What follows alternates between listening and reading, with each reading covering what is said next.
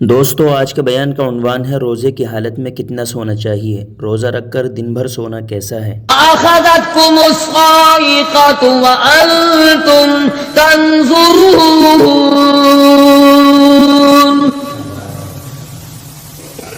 مکان کام نہ آئے، کاروبار کام نہ آئے، دنیا کا نظام ان کی کام نہ آیا، بڑی بڑی صنعت و حرفت کے مالک تھے، بڑے بڑے کاریگر تھے، پتھر کی اتنی اعلیٰ درجے کی کاریگر تھے، قیامت تک ان کے مقابلے کے آنے مشکل ہے، لیکن اللہ پاک نے جب ان کو پکڑا دوڑے اپنے مکانوں کو چھوڑ کر، آواز آئی لا ترکضوا وارجعوا الی ما اترفتم فیہ ومساکنکم لعلکم تسألون۔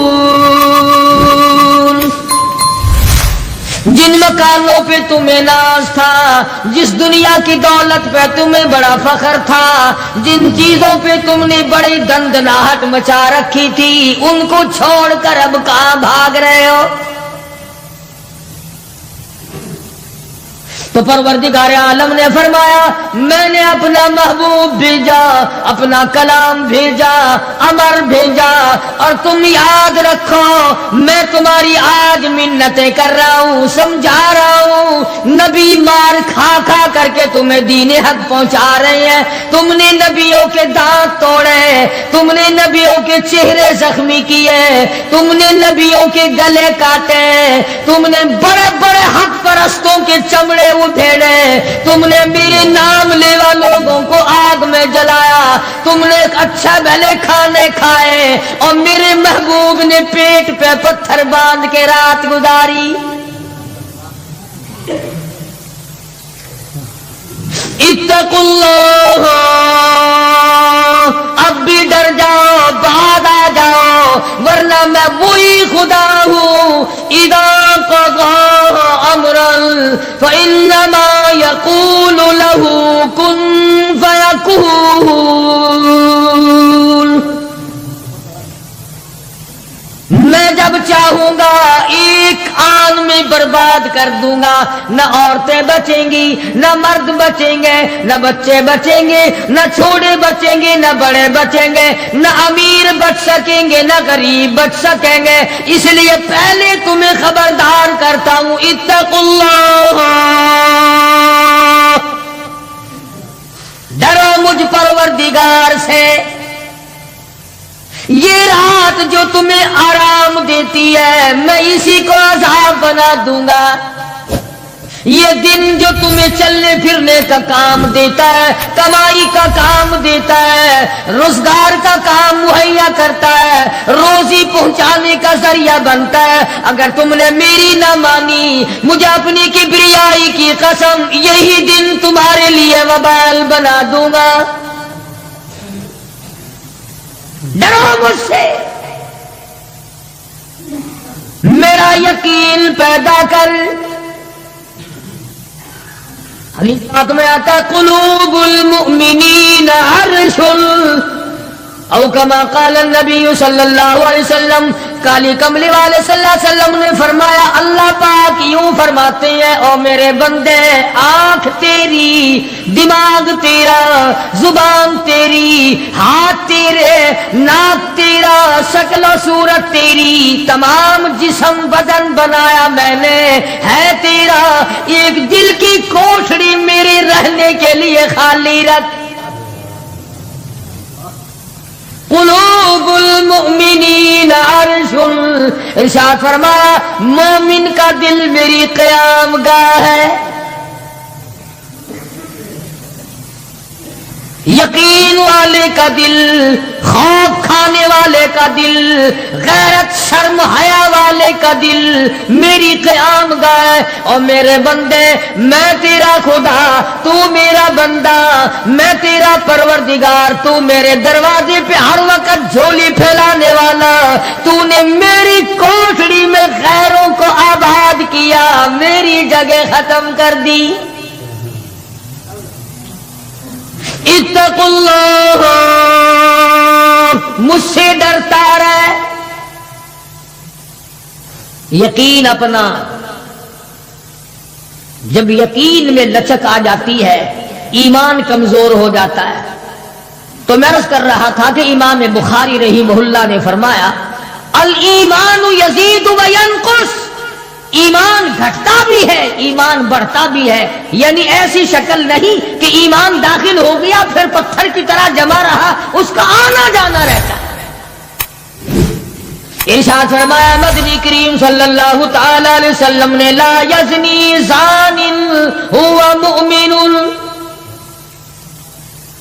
او کما قال النبی صلی اللہ علیہ وسلم، فرمایا زانی زنا نہیں کر سکتا اس حالت میں کہ وہ مومن ہو.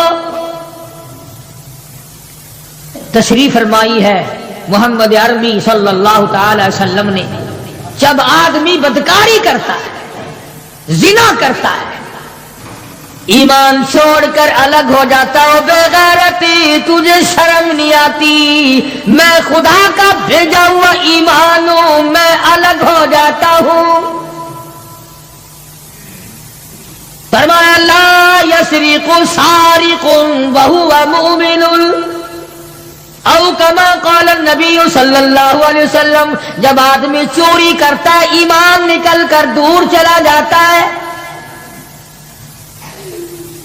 اسی طرح فرمایا جب آدمی جھوٹ بولتا ہے ایمان الگ ہو جاتا ہے، حرام کھاتا ہے ایمان پاس نہیں رہتا. تو فرمایا ایمان بڑھتا بھی ہے ایمان گھٹتا بھی ہے. اگر درخت میں پانی نہ دو اس کے پھل سوکھ جائیں گے، پتے سوکھ جائیں گے، کلیاں مرجھا جائیں گی، پتیاں مرجھا جائیں گی، بے رونق ہو جائے گا. یوں معلوم ہوگا کہ کاٹ کے جلانے کے قابل ہو گیا ہے، اب اس میں کچھ باقی نہیں. جب آدمی میں ایمان نہیں رہتا وہ پھر جہنم میں جلانے کے قابل بن جاتا ہے. اعمال پانی ہے، پروردگار عالم کا ذکر پانی ہے، استغفار پانی ہے. ایمان کے لیے درود شریف محمد کریم صلی اللہ علیہ وسلم کے ذات اقدس پہ پڑھو گے ایمان کو پانی ملے گا. جیسے تجھے پیاس لگتی ہے پانی کی، ایمان کو پیاس لگتی ہے اللہ کے ذکر کی. تو یہ بڑھتا بھی ہے گھٹتا بھی ہے. اور قرآن کریم کے دوسرے مقام پہ ہے من عمل صالحا من ذکر او انثى وهو مؤمن فلنحيينه حياة طيبة ولنجزينهم اجرهم باحسن الذي كانوا يعملون. مرد ہو یا عورت ہو، اللہ پاک فرماتے ہیں وَهُوَ مُؤْمِنٌ فَلَنُحْيِيَنَّهُ، دنیائی میں ایمان کا مزہ چکھنے لگتا ہے. اس اعتبار سے پتہ چلا کہ ایمان ایسی چیز نہیں جو دیکھنے میں آئے، ایمان ایسی چیز ہے اس کی لذت، اس کی مٹھاس، اس کی حلاوت، اس کا کیف، اس کا سرور آدمی کے منہ میں بھی آتا ہے. چنانچہ جو لوگ اللہ اللہ کرنے کے عادی ہیں، جن کا مزاج بن گیا پروردگار عالم کو یاد کرنے کے، خدا کی قسم ایک مرتبہ اللہ کہنے کے مقابلے میں پوری دنیا دو وہ ٹھکرا دے گا. وہ کہتا ہے اس میں تو اتنا مزہ ہے پوری کائنات میں اتنا مزہ نہیں. خواجہ ابراہیم ابن ادہم رحمت اللہ علیہ بادشاہ وقت ہیں، شہر بلخ کے بادشاہ ہیں. دل میں آیا کہ میں اللہ اللہ کروں، درویشی اور فقیری میں اپنا وقت گزاروں. کیا ہے یہ حکومت، کیا ہے یہ تاج و تخت، کچھ بھی نہیں ہے. اسے چھوڑ کر الگ ہو گئے.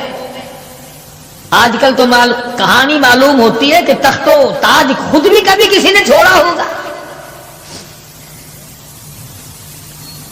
یہ اس زمانے کی بات ہے جب خوف خدا بادشاہوں کے دلوں میں ہوا کرتا تھا کہ مجھ سے بعد پرس ہوگی.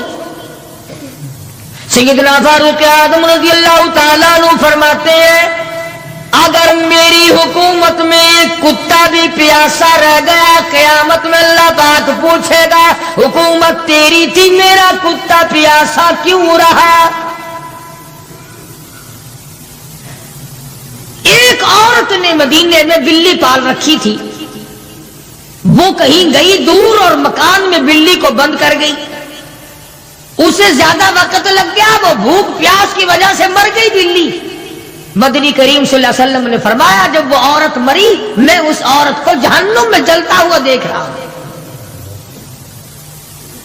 جو خدا بلی کی اور کتے کی پیاس کو برداشت نہیں کر سکتا تم اس خدا سے یہ امید نہیں رکھتے کہ وہ ہم سے بھی پوچھے گا۔ آدمیوں کے بارے میں وہ خدا نہیں پوچھے گا، انسانوں کے بارے میں نہیں پوچھے گا، ماں باپ کے بارے میں نہیں پوچھے گا، استاد اور پیر کے بارے میں نہیں پوچھے گا، وہ خدا اپنے قرآن کے بارے میں نہیں پوچھے گا کہ تم نے قرآن کی کیا قدر و قیمت کی ہے۔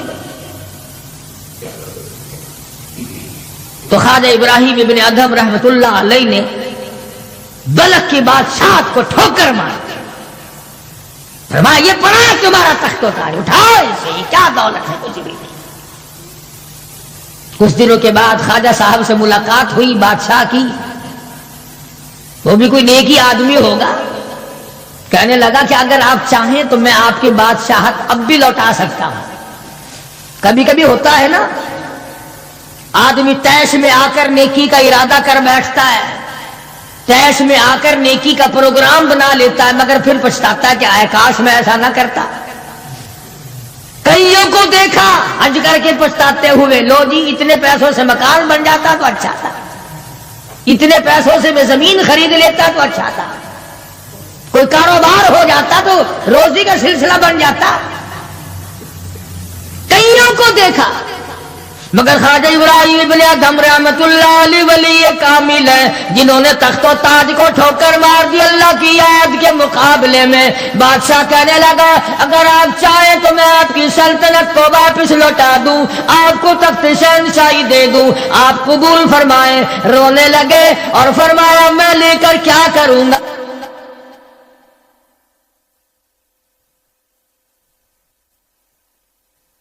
مجھے میری فقیری میں، مجھے میری درویشی میں، مجھے اللہ اللہ کرنے میں جو مزہ آتا ہے وہ سلطنت اور تخت و تاج میں تجھے کبھی نہ آیا ہوگا، کب آ سکتا ہے؟ فرمانے لگے تتجافى جنوبهم عن المضاجع يدعون ربهم خوفا وطمعا ومما رزقناهم ينفقون۔ فرمایا سر سجدے میں رکھ کر میں ایک مرتبہ یوں کہتا ہوں سبحان ربی الاعلی، جو اس میں مزہ آیا وہ ساری عمر کی بادشاہت میں مزہ نہ ہے۔ وہ کیف کہاں، وہ لذت کہاں، وہ سرور کہاں، وہ تمام حلاوت کہاں جو پروردگار عالم نے اپنی یاد میں رکھی ہے۔ اور خدا تو یاد وہ آدمی کرے گا جو اللہ کے ڈر کو پہلے دل میں بسا لے گا۔ فرمایا اتقوا اللہ وکونوا مع الصادقین۔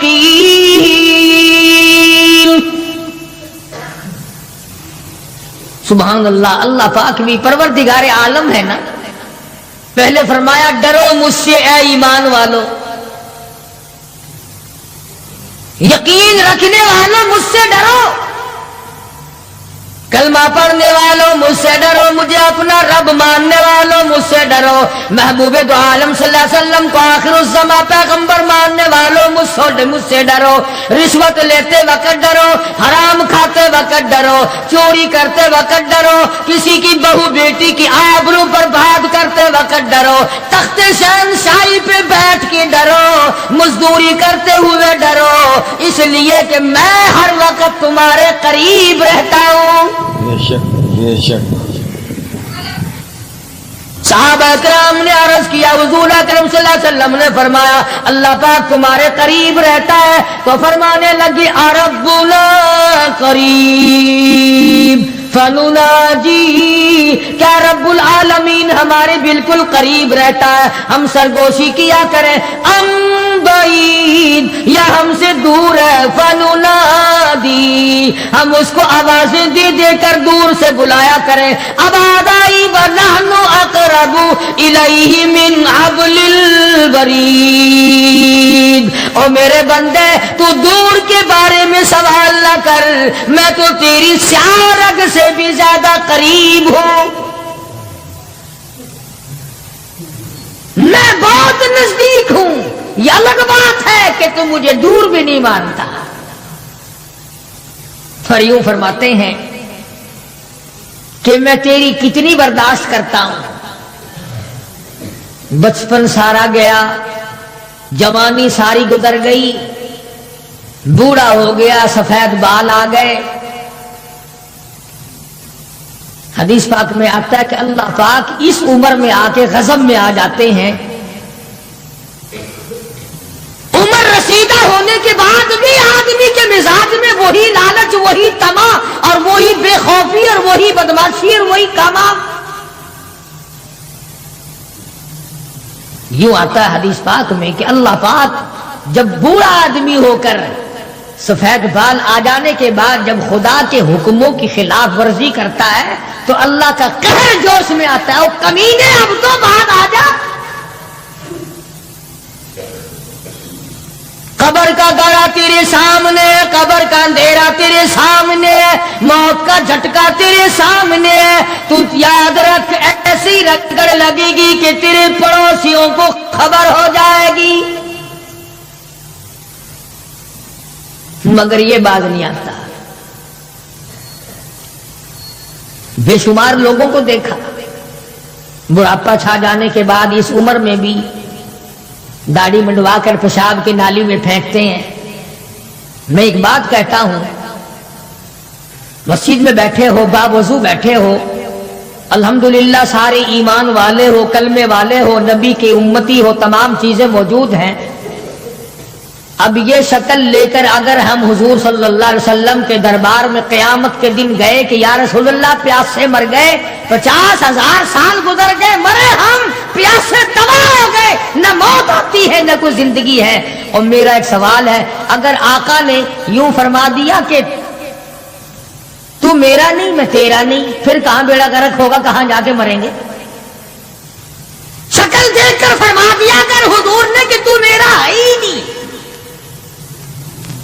تیری صورت میرے والی نہیں، میرے صحابہ والی نہیں، میرے اہل بیت والی نہیں، میرے ولیوں والی نہیں، میرے مسلمانوں والی نہیں. اور شکل تو تیری ریگن اور کوسی جن اور یہودیوں سے ملتی ہے، تو اب مطلب نکالنے کے لیے میرے پاس آ گیا ہے. کیا جواب ہوگا ہمارے پاس؟ خدا کی قسم لوگوں، رسول اللہ کی صورت سے پیار کرو، محبت کرو، جب ایمان بنے گا. جس آدمی کے دل میں محمد عربی صلی اللہ علیہ وسلم، اور تم اس شکل سے پیار نہیں کرتے جس شکل کو دیکھنے کے لیے آسمان کے فرشتے تڑپے ہو. تمہیں اس صورت سے پیار نہیں جس صورت کو دیکھنے کے لیے آسمان کے فرشتے ترستے رہے ہیں. تمہیں اس صورت سے آج تک پیار نہ ہوا جس صورت کو دیکھنے کے لیے سدرۃ المنتہا پہ کھڑی ہوئی بیری کے پتے بھی دیدار کو ترستے تھے.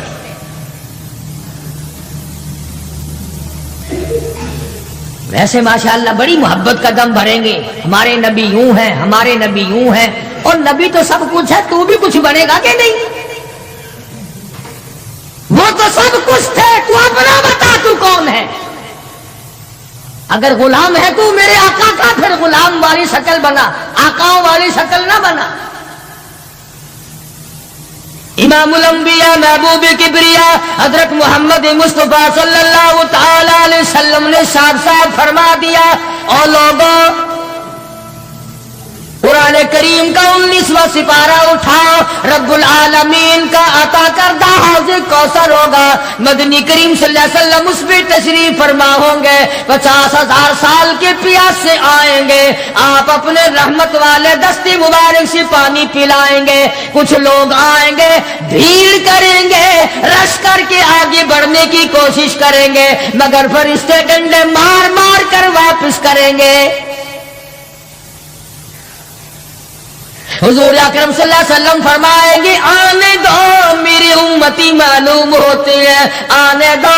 فرشتے عرض کریں گے یا رسول اللہ یہ وہ لوگ ہیں آپ کی رحلت فرما جانے کے بعد آپ کی حدیث ان کے پاس موجود تھی، آپ کی عطا کردہ امانت قرآن کریم موجود تھا، انہوں نے دونوں ٹھکرائے، اپنے مطلب کی زندگی گزاری، رسومات پھیلائی، شرک پھیلایا، بدعت پھیلائی، تیرے صحابہ کو گالیاں دی، تیرے ولیوں سے برا منایا، گردنیں کاٹی اللہ والوں کی، مخالفت کی۔ قرآن کریم میں آتا ہے مدنی کریم صلی اللہ علیہ وسلم کا غصے کی وجہ سے چہرہ انور سرخ ہو جائے گا، اور آپ غصے میں آ کر فرمائیں گے، قرآن کریم ہے وقال الرسول یا ربی لقوم اتخذوا یا ربی لقوم، اے میرے پروردگار یہ میری قوم، یہ میرا کلمہ پڑھنے والے، اتخذوا هذا القرآن مہجورا، یہ وہ لوگ ہیں انہوں نے قرآن مجید کا مذاق اڑایا، انہوں نے قرآن مجید کا تمسخر اڑایا، انہوں نے تماشا سمجھا تیرے قرآن کو۔ وَكَذَلِكَ جَعَلْنَا لِكُلِّ نَبِيٍّ عَدُوًّا مِّنَ الْمُجْرِمِينَ،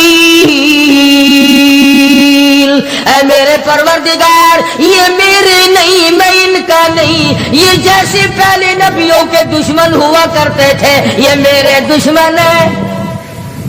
استغفراللہ استغفراللہ۔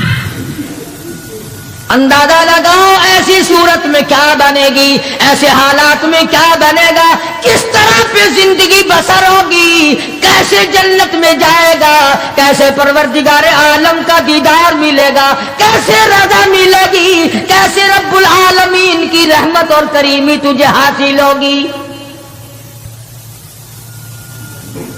صحابہ اکرام رضوان اللہ تعالی علیہم اجمعین کی جماعت جو یقین میں اتنی آگے نکل گئی تھی کہ دنیا میں اس کا مقابلہ کرنے والا کوئی، حضور کی آنکھ کے اشارے پہ یقین، آپ کے فرمان پہ یقین، آپ کے اعمال پہ یقین۔ جس جگہ حضور صلی اللہ علیہ وسلم کو صحابہ نے، تم سمجھتے ہوگے کہ سنت صرف نیکیوں میں، نماز میں سنت معلوم کرو، وضو کرنے کی سنتیں معلوم کرو، روزے کی سنتیں معلوم کرو، جمعہ نماز میں حضور کی سنتیں معلوم کرو، نہیں، صحابہ کرام اس جگہ تمام عمر بیٹھا کرتے تھے جہاں پہ محمد کریم صلی اللہ علیہ وسلم پیشاب کے لیے بیٹھے تھے۔ یہ ہے وہ عشق کا مقام۔ اب چلو عبادت میں تو ٹھیک ہے، یہ بھی کوئی بات ہے کہ جہاں حضور صلی اللہ علیہ وسلم پیشاب کے لیے بیٹھے تھے وہاں ہر صحابی وہاں پیشاب آئے نہ آئے بیٹھتا ہے۔ دیکھنے والے نے پوچھا ابو ہریرہ رضی اللہ تعالیٰ عنہ سے کہ جی آپ یہاں کیوں بیٹھے؟ فرمانے لگے اس لیے کہ یہاں میرے آقا بیٹھے تھے۔ کس لیے بیٹھے تھے؟ کہ یہاں حضور نے پیشاب فرمایا تھا۔ اب بھلا یہ بھی کوئی بات ہے کہ حضور نے یہاں پیشاب، صحابہ کہتے ہیں کہ ہم تو ہر اس ادا کو اپنائیں گے جو ہم نے اپنے آقا کی دیکھی۔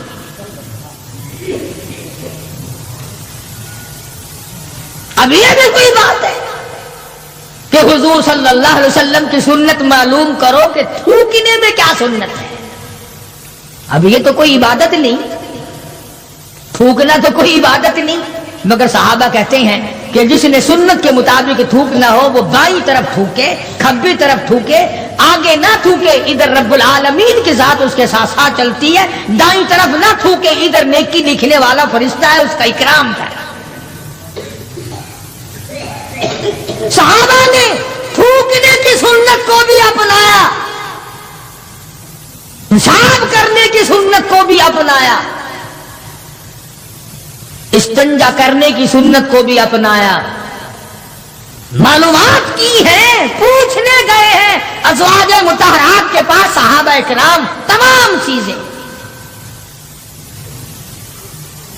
اب یہ بھی کوئی عبادت ہے کہ صاحب جوتا جب پہنو تو دایاں پاؤں پہلے ڈالو جوتے میں اور نکالو تو بایاں پاؤں پہلے نکالو؟ یہ کوئی عبادت تھوڑی ہے. مگر صحابہ کرام کہتے ہیں کہ ہمیں یہ معلوم ہوا اور ہم نے حضور صلی اللہ علیہ وسلم کو ہمیشہ یوں دیکھا، ہم تو یوں ہی کریں گے. اور جس قوم نے حضور کی اتباع جوتیاں پہننے میں کی ہو، تھوکنے میں اتباع کی ہو، پیشاب کرنے میں اتباع کی ہو،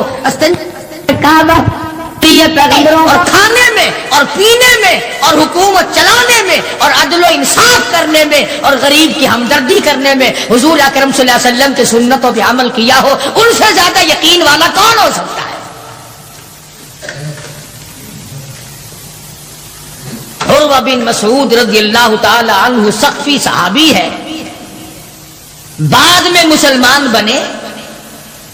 حدیبیہ کے مقام پر کفار کی طرف سے سفیر بن کر آئے حضور صلی اللہ علیہ وسلم سے بات کرنے کے لیے. اللہ اکبر. عروہ بن مسعود بات کرتے تھے حضور صلی اللہ علیہ وسلم سے تو ہاتھ آگے بڑھا کر یعنی خوشامدانہ طریقے سے حضور صلی اللہ علیہ وسلم کی داڑھی مبارک کی طرف ہاتھ کرتا تھا عروہ بن مسعود جو ابھی مسلمان نہیں تھا. عروہ بن مسعود رضی اللہ تعالیٰ عنہ نے ہاتھ بڑھایا حضور کی داڑھی مبارک کی طرف، منت کی غرض سے، بات کرنے کی غرض سے، خوشامد کی غرض سے.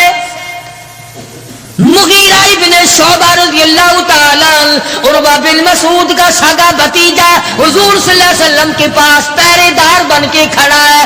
ادھر عروہ بن مسعود نے ہاتھ آگے کیا، مغیرہ ابن شعبہ سگے بھتیجے نے جو ایمان لا چکا تھا چچا کے ہاتھ پہ تلوار کا قبضہ مارا اور کہنے لگا ہاتھ پیچھے رکھے ورنہ کاٹ کے رکھ دوں گا.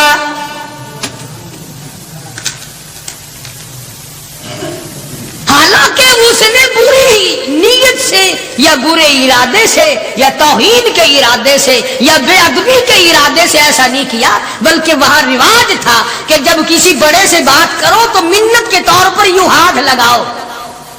مگر مغیرہ ابن شعبہ جو اس کا بھتیجا ہے دیکھ نہ سکا،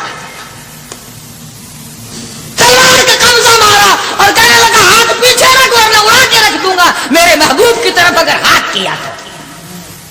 مکے والوں کا تماشا ہے. ابو جندل کو تکلیف پہنچتی ہے، پتھریلی زمین ہے، دونوں پیر پکڑے اور گلیوں میں سارے مکے میں گھسیٹے پھرتے ہیں. اور یہ نہیں کہ ایک دن ایسا ہوا ہو کبھی تو نے بھی کلمے کی وجہ سے تکلیف اٹھائی، کبھی تجھے بھی درد ہوا کلمے کا، کبھی قرآن کا درد ہوا تیری بدن میں، کبھی تیرے دل میں حضور کی سیرت و صورت کا درد ہوا. اگر 2 سال کا بچہ گم ہو جائے ماں کا جگر پھٹ جاتا ہے، ایمان گم ہو جائے کچھ بھی نہیں بگڑتا. بکری چوری ہو جائے تو لوگ کلیجہ پکڑے پھرتے ہیں، ہائے ہائے میری بکری چلی گئی. کروڑوں روپے کا ایمان چلا جائے کوئی غم نہیں، کوئی دکھ نہیں، کوئی پریشانی نہیں.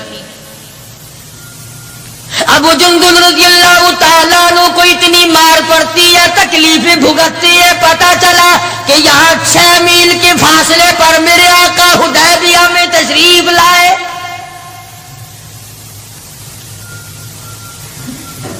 اور ایک دن ابو جندل نے یہ نہیں کہا کہ یارو نہ مارو میں کلمہ نہیں پڑھتا ہوں، ایک دن زبان نہ پھیری، ایک دن بھی. دنیا کی تاریخ گواہ ہے کہ محمد عربی صلی اللہ علیہ وسلم کی نگاہوں نے جن صحابہ کو رنگ دیا نگاہ نبوت نے، وہ قیمت بن گئے مگر وہ ایمان سے نہ پھرے. تیرے ورگے نہیں تھے، مرید کسی کا اور کام کسی کے، شاگرد کسی کا اور کام کسی کے، مقتدی کسی کا اور کام کسی کے. جب پتہ لگا ابو جندل رضی اللہ تعالی عنہ کو پہاڑ کے اوپر سے چڑھتا اترتا، پیروں میں بیڑیاں ہیں، چھل کر رہ گیا. آس لگائی دل میں کہ میں حضور کا دیدار کیا کروں گا، حضور کی خدمت میں رہوں گا، مسلمانوں کے ساتھ نماز پڑھوں گا. میری مصیبت کے دن ٹل جائیں گے، میں آزاد ہو جاؤں گا، کافروں نے مجھے غلام بنا رکھا ہے، مارتے ہیں رات دن۔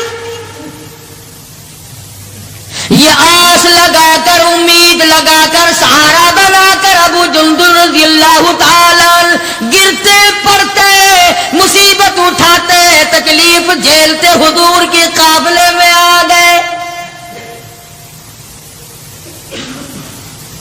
زیارت کی، تمام مسلمانوں سے ملا۔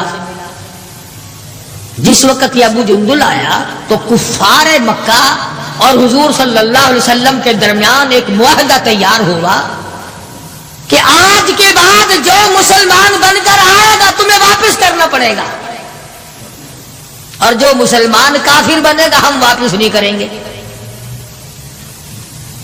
ابھی دستخط بھی نہیں ہوئے کہ ابو جندل آ گئے۔ اس کا چچا کہنے لگا یہ غدار میں اس کو نہیں دوں گا۔ حضور نے فرمایا ایک آدمی مجھے مانگا ہوا دے دو، ابھی تو دستخط بھی نہیں ہوئے، عہد نامہ مکمل بھی نہیں ہوا، اس کی بات سے شمار کریں گے۔ وہ کہنے لگا نبی کی زبان کو ہم ابھی دیکھیں گے، پھرتے ہیں یا قائم رہتے ہیں۔ بڑی کوشش کی مگر وہ نہ ماننا، تھپڑ مارے محمد عربی صلی اللہ علیہ وسلم کے سامنے۔ اس سفیر چچا نے حضرت ابو جندل رضی اللہ تعالی عنہ، سارے مسلمانوں کو تیش آیا، غصہ آیا، مگر حضور کے حکم کے انتظار تھے۔ یہ ہے نبی کو ماننا۔ اندازہ لگاؤ جس نے کئی سال مار کھائی ہو، آج آس لگا کر، سہارا لگا کر، امید بنا کر گرتا پڑتا، ڈرتا مرتا پہنچا ہے، اور آج بھی مسلمانوں سے الگ کیا جا رہا ہے۔ حضور صلی اللہ علیہ وسلم نے فرما دیا چلا جا واپس، تیرا اللہ مالک ہے۔ ایمانداری سے سوچو، اس کو یہ پتا نہیں کہ اب میرا کافر کیا کریں گے۔ وہ تو پہلے ہی چمڑا ادھیڑتے تھے، وہ تو پہلے ہی رگ رگ میں کانٹے چبھویا کرتے تھے، وہ تو پہلے ہی گرم لوہے کی زرہ پہنا کر دھوم میں پھینک دیا کرتے تھے، وہ تو پہلے ہی کئی کئی دن پانی نہیں دیا کرتے تھے۔ اسے ابو جندل کو اچھا بھلا پتا ہے کہ اب تو مجھے مکے والے ایسی مار دیں گے، ایسی مار دیں گے کہ حد ہو جائے گی۔ اکڑ جانا چاہیے تھا۔ ہاں ہاں، میرے ورگا مسلمان اور تیرے ورگا مومن ہوتا نا، وہی کہتا واہ واہ واہ واہ سبحان اللہ، آپ نبی ٹھیک ہیں، یہ صحابہ ٹھیک ہے، میں مصیبت ہی اٹھاتا رہا ہوں، میں کیوں جاؤں، میں تو نہیں جاتا۔ مجھے پتا نہیں مجھے وہ ماریں گے، میری کمر دیکھو، میرا سر دیکھو، میرا بدن دیکھو، انہوں نے مار مار کے میرا کیا حال کر رکھا ہے، پھر میں آپ مجھے فریدی کے پاس بھیجتے ہو۔ ابو جندل رضی اللہ تعالیٰ عنہ حضور کا حکم سنتے ہی فوراً چچا کے ساتھ چل دیے، مکے کی طرف جا رہا ہے، چچا گھسیٹ کے لے جا رہا ہے، مڑ مڑ کے ابو جندل حضور اکرم صلی اللہ علیہ وسلم کا دیدار کرتا ہے اور رو کے کہنے لگا میرے آقا اس بات کا غم نہیں کہ وہ مجھے ماریں گے، اس بات کا غم نہیں وہ مجھے آگ میں جلاویں گے، اس بات کا کوئی غم نہیں میرا چمڑا ادھیڑیں گے۔ اے میرے آقا شاید مقدر میں پھر دیدار نہ ہو، اتنا تو بتا دے آپ تو مجھ سے راضی ہیں، اتنا بتا دیں، اتنا بتلا دیں آپ تو مجھ سے راضی ہیں۔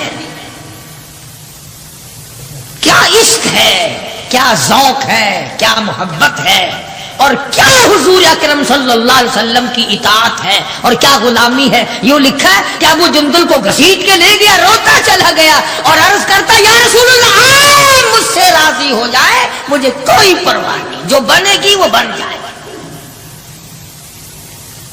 اس کا نام ہے یقین اور اس کا نام ہے ایمان، جس میں فرق نہ آئے، جس میں بڑھنے کے بعد گھٹت نہ آئے، اور کتنے ہی اعلیٰ درجے کا درخت ہو جس کو کاٹ کر چولہے میں جھونک دیا گیا وہ درخت کہلانے کا حقدار نہیں۔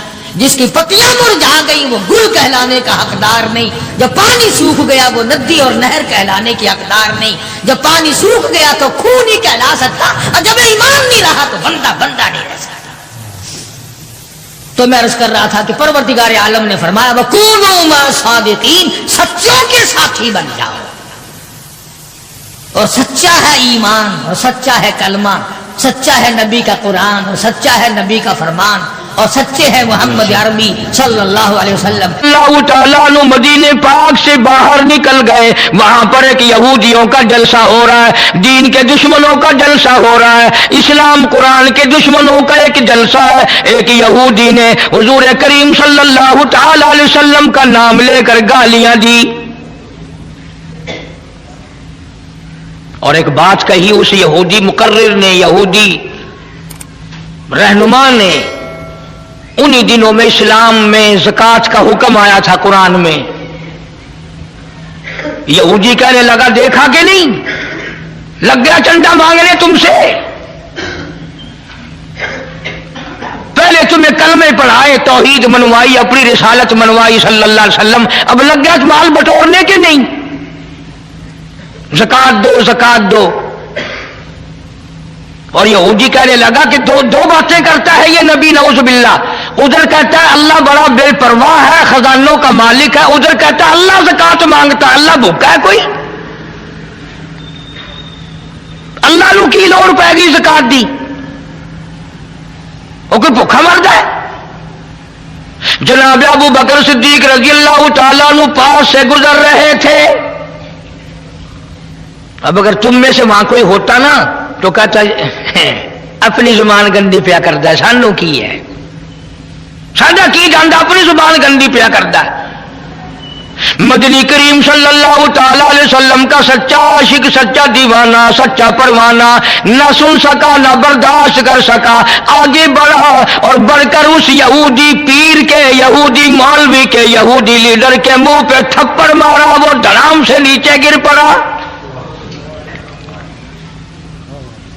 فرمایا بدتمیز، اللہ کی شان میں گستاخی کرتا ہے، اس مولا کی شان میں بکواس کرتا ہے۔ یہ دین کے دشمن بزدل بڑے ہوا کرتے ہیں، اگر دیندار تھوڑی سی طاقت استعمال کریں تو یہ بڑے جلدی بھاگتے ہیں۔ وہ تو نیچے گر پڑا اور جو جلسے میں سننے والے تھے نا وہ سارے بھاگ گئے، حالانکہ وہ دیکھ رہے تھے کہ ابو بکر اکیلا ہے، مگر پھر بھی بھاگ گئے کہ اکیلا بے شک وہ ہے نبی کا عاشق، وہ بھی جانتے تھے۔ اب جا کے میٹنگ کی، مشورہ کیا، کہنے لگے چلو نبی کے دربار میں چلو، بدلہ دلوائیں گے نبی کے یہاں۔ یہ بھی جانتے تھے بدبخت کے نبی کے یہاں فیصلہ سچا ہوتا ہے، یہ بھی جانتے تھے، اور چل کر کے وہاں درخواست دو، عذر کرو، اپیل کرو، اور رو سارے کہ جی اتنا بڑا ظلم ہو گیا، اس بیچارے کے سر میں درد ہے، آنکھ نکلنے کو ہو رہی۔ اور جس کو تھپڑ لگا تھا نا اس کو سکھایا کہ جب نبی بدلہ دلوائیں گے نا صدیق اکبر کے نعوذ باللہ منہ پر ایسا کھینچ کے ماری اور تھپڑ آنکھ نکل جائے۔ آئے ہیں سارے دربار رسالت میں صلی اللہ علیہ وسلم اکٹھے ہو کر، غضب ہو گیا جی، قہر ہو گیا جی، توبہ توبہ، اس ہمارے پیر مولوی کے سر میں درد ہو رہا ہے، جب تک آنکھ قریب کی نکل گئی، صدیق نے مارا۔ حضور کریم صلی اللہ علیہ وسلم نے فرمایا تم نے پہچانا نہیں ہوگا، یہ کام تو میرا عمر کیا کرتا ہے، یہ کام تو میرا فاروق کیا کرتا ہے۔ وہ کہنے لگے جی اندھیرے کی بات نہیں، دل تھا، تیرا صدیق تھا، اس نے مارا ہے۔ جناب صدیق اکبر رضی اللہ تعالیٰ عنہ کو بلا لیا محمد عربی صلی اللہ تعالیٰ علیہ وسلم نے، اور بلا کے فرمایا او میرے صدیق یہ کیا کہتے ہیں؟ یہ کہتے ہیں خطا کوئی نہیں، گناہ کوئی نہیں، جرم کوئی نہیں، بغیر کسی وجہ کے صدیق نے تھپڑ مارا۔ جناب صدیق اکبر فرمانے لگے یہ کمینہ اللہ کی شان میں بکواس کرتا تھا، اللہ کو کہتا تھا کہ خدا بھوکا ہے، اب بھی لوگ بکواس کر دیتے ہیں۔ مدتوں کی بات ہے، یہاں چوک بیسی پہ ایک کارخانہ تھا، وہ کارخانے دار میرے پاس آ کر کے کہنے لگا جی کارخانے میں آگ لگ جاتی ہے ہر دفعہ کیا کروں؟ میں نے کہا اللہ کے نام پہ صدقہ کر دے، خیرات کر دے. کہنے لگا اچھا اللہ میں بھی رشوت لیتا ہے.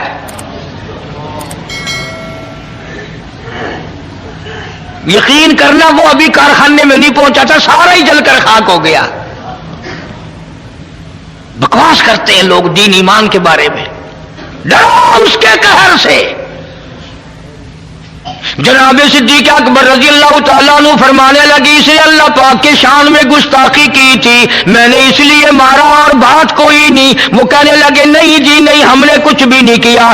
جناب مدنی کریم صلی اللہ علیہ وسلم نے فرمایا او ابو بکر تیرا کوئی گواہ ہے؟ کوئی گواہ پیش کر کے انہوں نے اللہ کی شان میں گستاخی کی تھی. فرمایا جی وہاں تو کوئی جایا ہی کرتا نا، علاقہ ہی ان کا، میں تو یوں ہی فلاں کام سے گیا تھا، میرا گواہ کوئی نہیں، سارے یہی تھے وہاں.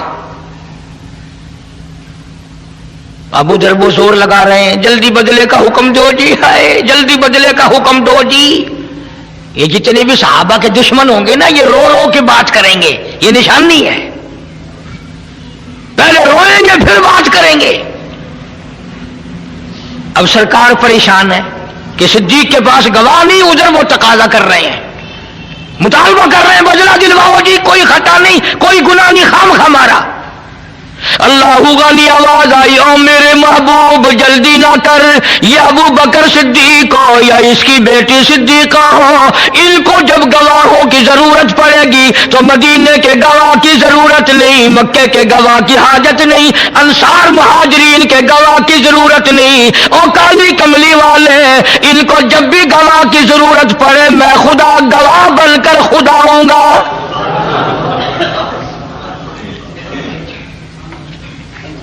میں خدا گواہ بن کر آؤں گا، اس گھر کا گواہ میں ہوں. قرآن مجید آ گیا فرمایا لقد سمع اللہ قول الذین قالوا ان اللہ فقیر. اے میرے نبی صلی اللہ علیہ وسلم میں خدا گواہی دیتا ہوں میں نے سنا یہ کہتا تھا خدا فقیر ہے، خدا محتاج ہے، وَنَحْنُ أَغْنِيَاءُ ہم امیر ہیں. سَنَكْتُبُ مَا قَالُوا وَقَتْلَهُمُ الْأَنْبِيَاءَ. میرے محبوب میرے ریکارڈ میں لکھا ہوا ہے انہوں نے جو بکواس کی میں نے لکھ لیا. اور یہ تو وہ ظالم ہے جنہوں نے ہزاروں نبیوں کو قتل کیا، ہزاروں نبیوں کی گردنیں کاٹی، ہزاروں نبیوں کو ستایا. وَنَحْنُ وَنَقُولُ ذُوقُوا عَذَابَ الْحَرِيقِ.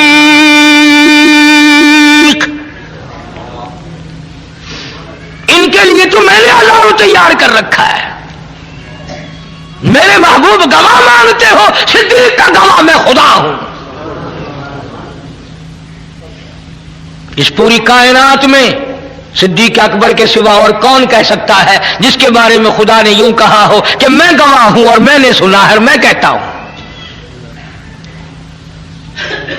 یہی وجہ صدیقہ کائنات جناب عائشہ صدیقہ رضی اللہ تعالیٰ عنہا کے واقعے میں ہوئی جب منافقوں نے بہتان باندھا، الزام لگایا، شورش کی. نبی کریم صلی اللہ علیہ وسلم نے حضرت عائشہ کو صدیق کے گھر پہنچا دیا. حضرت عائشہ ساری رات روتی ہے مولا تو جانتا ہے میری پاک دامنی کو، اور میری تو سمجھ نہیں کام کرتی. آپ لوگ اپنے بیٹے کے لیے شریف نو تلاش کرتے ہیں، اپنی بیٹی کے لیے شریف لڑکا تلاش کرتے ہیں. اللہ نے اپنے محبوب کے لیے اچھی لڑکی تلاش نہیں کی. تجھے اپنا بیٹا پیارا ہے، خدا کو کالی کملی والا پیارا نہیں. میرا عقیدہ اور ایمان ہے نبی نے کوئی رشتہ خود نہیں کیا، سارے پیغمبر کے رشتے خدا نے کیے. آج رشتے یا مامے کریں گے یا نانے کریں گے یا خالہ کریں گی یا بوا پھوپھی کریں گی، بہن بہنوئی کریں گے. ہمارے نبی صلی اللہ علیہ وسلم کے سارے رشتے خود خدا نے کیے.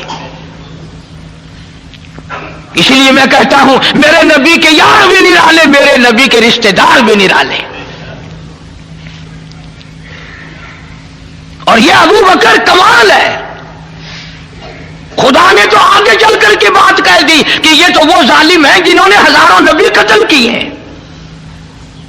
ذالک بما قدمت ایدیکم وان اللہ لیس بظلام للعبید. انہوں نے اتنے بڑے بڑے ظلم ڈھائے، انہوں نے اتنے بڑے بڑے بے انصافیاں کی، میں خدا جانتا ہوں جب میں ان کو پکڑوں گا تب پتہ چلے گا.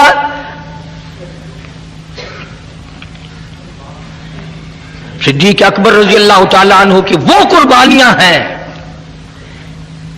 اگر تھوڑا سا کلیجے پہ ہاتھ رکھو، ساری امت میں سب سے افضل.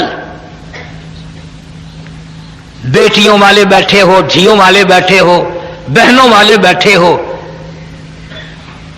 ہر آدمی اپنی بیٹی کا بہن کا رشتہ کرتے وقت جوڑ دیکھتا ہے، ور دیکھتا ہے کہ جوڑ بھی ملتا ہے کہ نہیں، بر بھی ہے کہ نہیں. اور خدا کی قسم صدیق تیرے عشق کا کیا کہنا، محمد عربی صلی اللہ علیہ وسلم کی عمر 53 سال ہے اور صدیق کی بیٹی کی عمر 6 سال ہے. بظاہر کو جوڑ نظر آتا ہے. اور سنو، 2 بیویاں گھر میں ہیں حضور کریم صلی اللہ علیہ وسلم کے، اور چار بیٹیاں بیٹھی ہیں دروازے پہ. ایسی صورت میں اپنی دھی کون پیش کرے گا؟ عمر کا یہ حال ہو اور گھر کا یہ حال ہو کہ آگے 2 سوکنے اور ہیں، 4 بیٹیاں بیٹھی ہیں. مگر نہیں، صدیق اکبر تو وہ جوان ہے جو کہتا ہوں میرا مال بھی آقا تیرے لیے، میری آل بھی تیرے لیے.